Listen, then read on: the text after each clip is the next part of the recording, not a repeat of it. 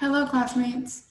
My name is Jen. A little about myself is that I have personally taken self-defense classes as well as trained in mixed martial arts for roughly 3 years. During that time, I assisted a self-defense trainer in opening her own practice in Jacksonville, Florida. I'm in my junior year of college and I've attended 2 different universities, one in North Carolina and now here in Florida. 2 vastly different universities in different parts of the country, but both student populations were made up of mostly athletes and both were small schools. One required all student athletes to take a sexual abuse and harassment course before being eligible for sports, and one does not.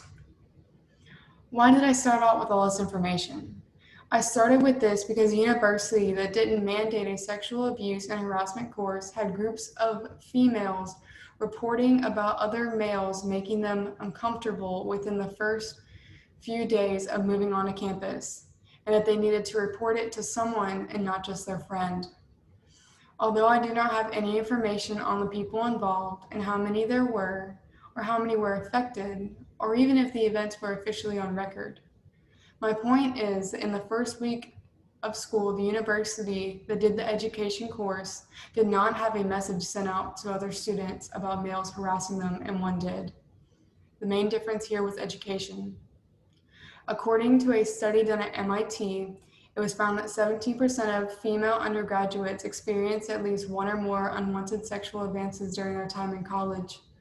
This means that 1 out of every 5 girls will have unwanted sexual advances during their time in college.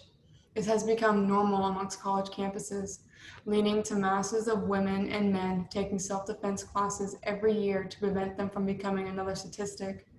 The solution to this problem is I must defend myself because no one else will.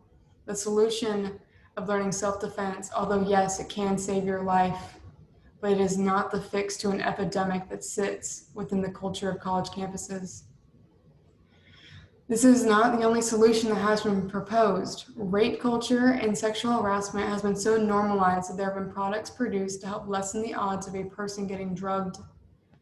Gadgets designed because people could not trust that when they looked away to have a conversation with their friend that someone will slip a drug into it. The nightcap, for example, is a scrunchie that turns into a fitted lid with a small hole for the straw. The bar napkin is so that you can test your own drink before you take a sip of it to see if it's been drugged.